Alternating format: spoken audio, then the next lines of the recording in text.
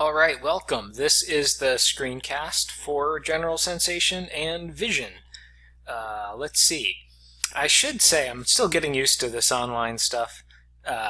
You should probably have the files, like, the PowerPoints and the lab guides out and open before we start, so that if I annotate things, you can annotate things. I've just been assuming that you have those open, but I know it's not always safe to assume things. So let's get started, right? So you've got the full description, images, everything, lab guides, and the activities, which is just your list of things to know. I think I just have the activities open because it's easier for me to work with. We are going to start with sensation, which is general sensation. And really there are sort of two categories of things you need to know. We are going to do the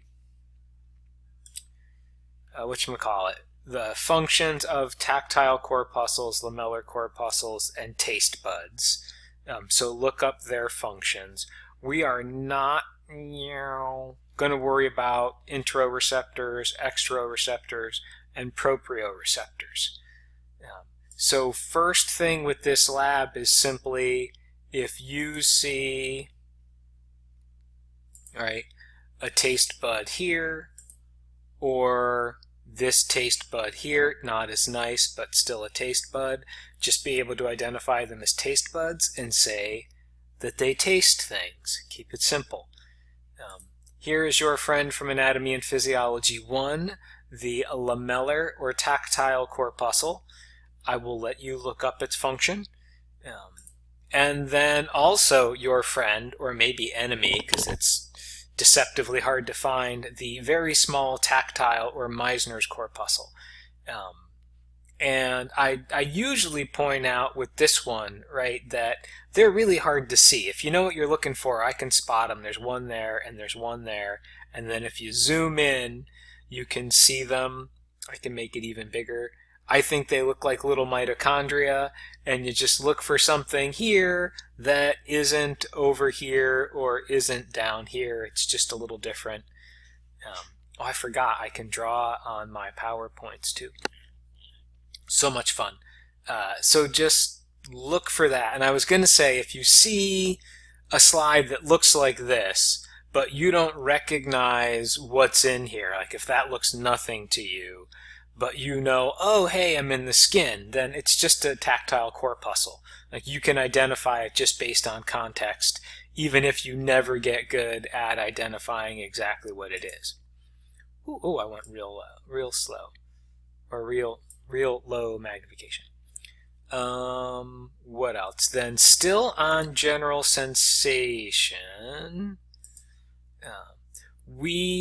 I am not going to have you do these activities, in large part because they require that you have a partner, and there's no way I can know you have a partner. So I'm just going to tell them what you're supposed to know about them. So there is one activity that you're doing called the 2-point determination threshold, and what you need to know is that it assesses or measures the distribution of touch receptors, or the relative distribution. The word I like to use is density. So it can tell you if 1 square centimeter of fingertip has more touch receptors than a square centimeter of your neck or your forearm. And that's, to a large extent, how sensitivity works. If a region of your body is more sensitive, that means it has more sensory receptors than another part of your body. So what you're supposed to know, again, is that these things are measuring... Whoa, why did it do that?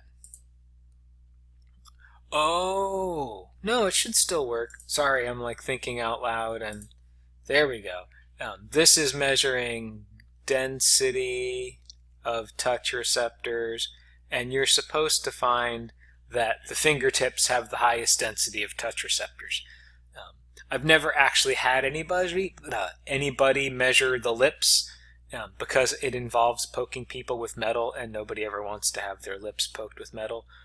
So whenever we do it in lab, it's always the fingertips that have the highest density of touch receptors, which makes sense because you manipulate things with your fingertips, and so you need a lot of sensory feedback so that you can properly manipulate things. So that's it for sensation. It's just be able to identify the 3 different sensory structures and know that that 2-point determination threshold is measuring the density of touch receptors, and your fingers have the highest density of touch receptors. And that is also in here. I added a little text about for the tests that we can't do, you should at least, if I ask about the test, know what it's supposed to measure and the outcome of that test. Then we get to vision, and we will start with just looking at the objectives. Objective number 1 we are going to do. We're going to learn the functions and the structure of all the different parts of the eye.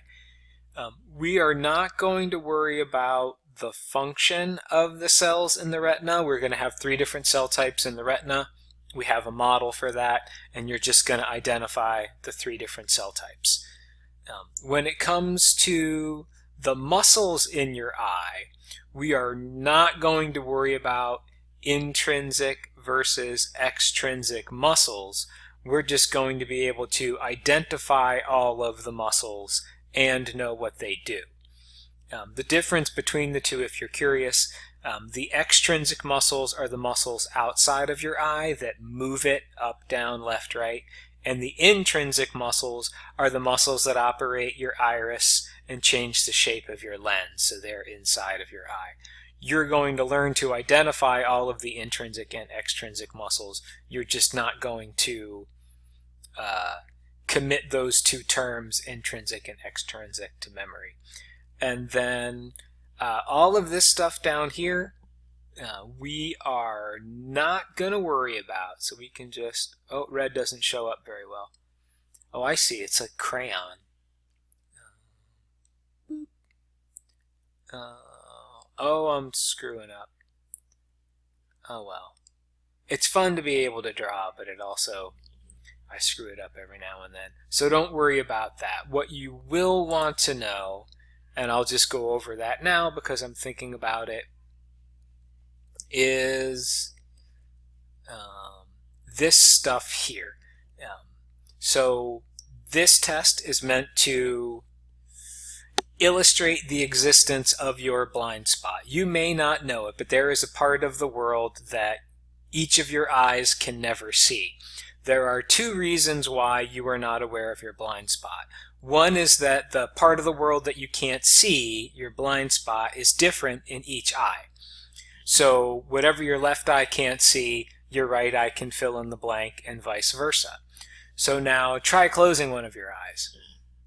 Is there a blind spot in your field of view? No, right? You still think you see everything because what your eye does is basically copies and pastes. Your brain knows or is aware of the visual field around your blind spot, and it takes that information and just pastes it onto your blind spot. So you think you can see the whole world. If you follow these instructions, and you've printed this out, what it does is, like with one eye, hold the picture, let's see, close your left eye, focus with your right eye on the X. So if you have your right eye focused on the X, at some point this circle is going to hit your blind spot. When that does, what your brain is going to do is take all of the white around the circle and copy and paste over it, and the black circle will now become white. And then vice versa, when you do your other eye, you'll look at the dot and the X will disappear. The key to making this work is to keep your eye still. So if you're supposed to be looking at the X, stay focused on the X. because if you glance over to see if the dot is still there, you're moving your blind spot.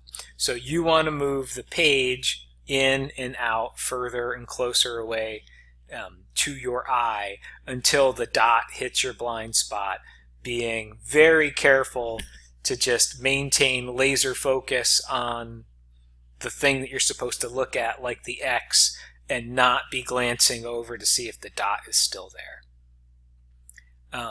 Near point of accommodation, I wouldn't worry about, because there isn't a figure to ask you questions about. If you see this eye chart, the Snellen eye chart, know that this is a measure of acuity, or how clear your vision is. So if you see this, you say blind spot. If you see this, you say acuity. We don't actually have the test for astigmatism in there, so we won't do that. And then if you see something like that, just know that this is supposed to detect color blindness. This is a Ishihara color plates. So again, that's just recognize what the test is testing for, but we're not going to worry about the results. And we're also not going to do the photopupillary reflex. So then we go back to all the stuff that you need to know. And this is relatively straightforward. Right, if we go back here, this is our eye model. Again, on each page is an image plus whatever you should be able to see in that image.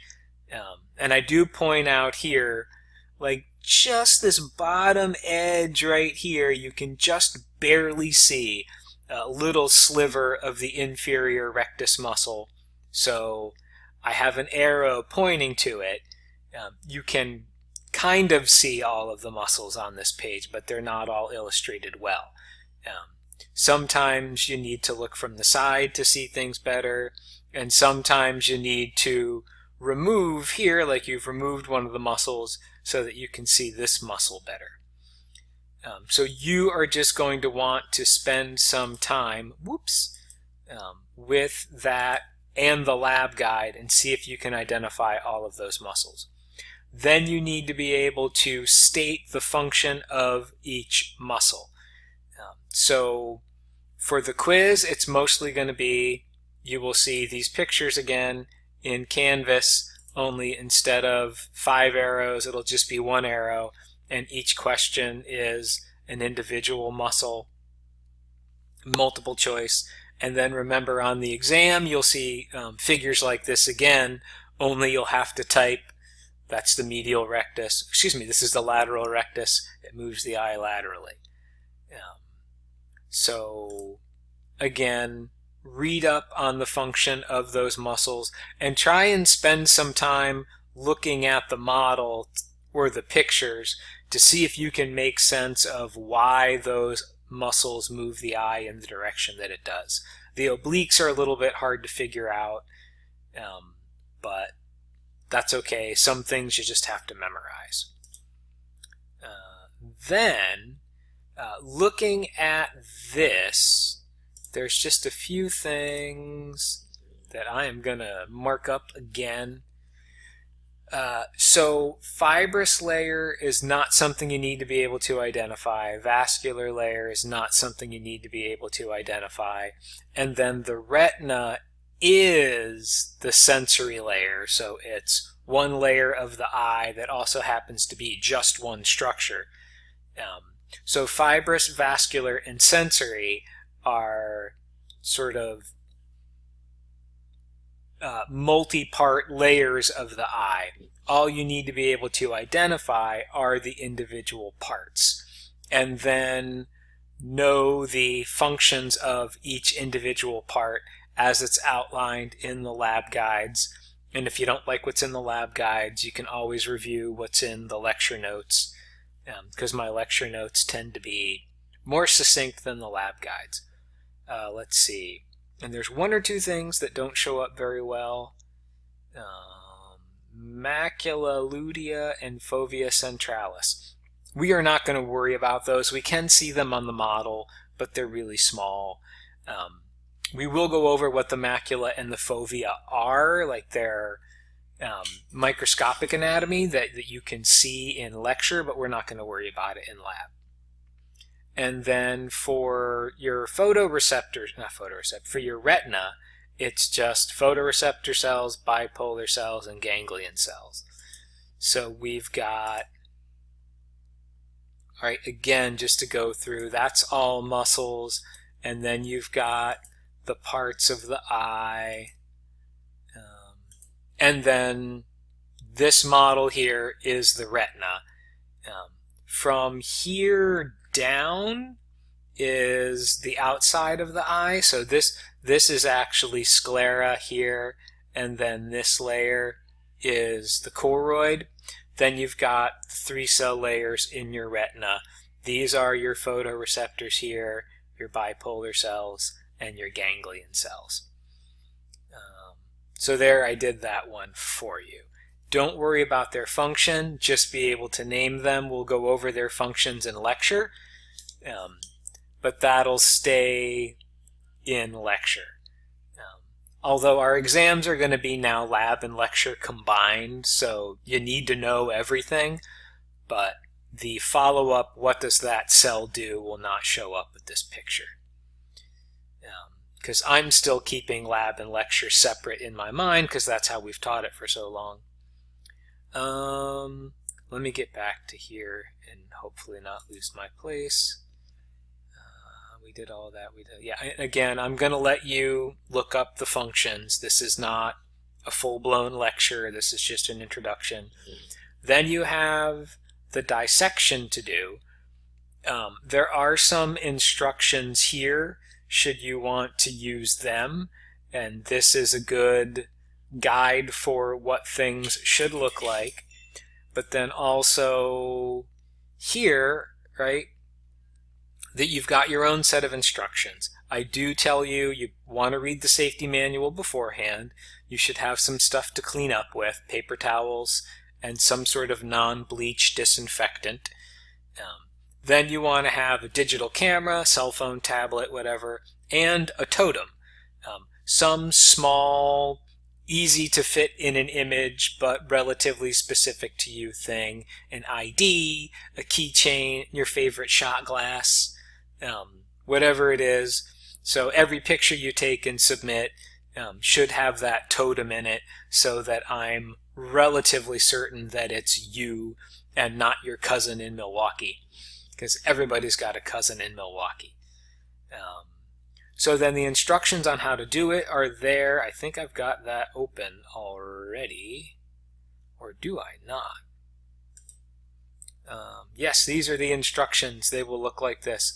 The one thing I want to point out in the instructions is, and I went past it, there's a video embedded in the instructions that'll pop up here. You can watch the video and sort of see what it looks like. I think I put the text in here, and I do want to make sure that you are aware of it. Oh, maybe I don't. Yeah, here it is. Be very careful when you're doing the eye dissection. The sclera, the white part, is very fibrous. It is tough, and it has been pickled. It's been preserved, which makes it even tougher. So it's hard to slice through. So you want to use light pressure and be patient and do lots of patient strokes with the scalpel, as opposed to like pushing really hard and maybe slipping and cutting open your finger or your thumb or something, which would be awful. So be careful. But then you're just going to follow these instructions, or, you know, the video, however you want to do it. It's really not that hard. Then you just have your dissection report out, which is also posted. And then take pictures when you're supposed to take pictures with your totem, and drop them into this report. So for the report, you get that here. So this is where you submit your lab report, and you click on that. This is the assignment page. The actual report you can find there. There we go. It's going to open the dissection report. And then this is the page where when you look at it through Student View, you'll have the option to upload file and submit. So this is where your homework is going to go. And then I got to get back to the only hard part with this is when you're in Canvas, you can't just click the back button on your browser. You have to go back to the modules and then get that open again. Whoops. Oh, it's got me.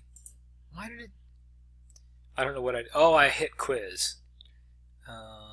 Lab number 2. And then when I did the hearing, I forgot to talk about the homework. I'm assuming you all can figure it out, but I'll go over it anyways. So when you click on homework, that again is going to take you to the assignment page. This is where you will find the document, which is your homework, and where you will submit the document, which is your homework. You will open it. It will look like this, and it's going to take a moment. All right, so it's just a PowerPoint file, very much like the one I gave you, only, there we go, enable editing. It's all just a little slow, right? So you've got all of the anatomy and everything lettered, but nothing matched up. So you're just going to go in here and say medial rectus. Here's the nose, so this is medial, so D. Medial rectus equals D, and then go down to the next one. Lateral rectus equals B, and you just fill this out, save it, and then submit it on that page. If you're fast, it's like 15 minutes. And then recall that all of the things that are just homework, work for you to do, those are all due Sunday. So I give you the maximum amount of time to get all your work done. I suggest that you do the work early in the week. So maybe spend Monday and Tuesday listening to the screencasts and going over a lecture, and then Wednesday and Thursday getting all your lab work done. And then Friday is when the quizzes are. Lecture quiz and lab quiz are on Friday. I just give you till Sunday night to actually get all the busy work done, because I know you're busy and everybody's on a different schedule. So that gives you the most amount of time. But I think the best way to divide up the workflow is to get all the homework and lab work and sort of viewing of screencasts and initial reading of the PowerPoints done before the weekend, and then you can spend the weekend reviewing and studying, because your exams are going to be on Monday. I think I've mentioned, and it's definitely pointed out here, your quizzes are going to be on Friday, so your lab quiz and your lecture quiz are on Friday. They're both open from 12 a.m.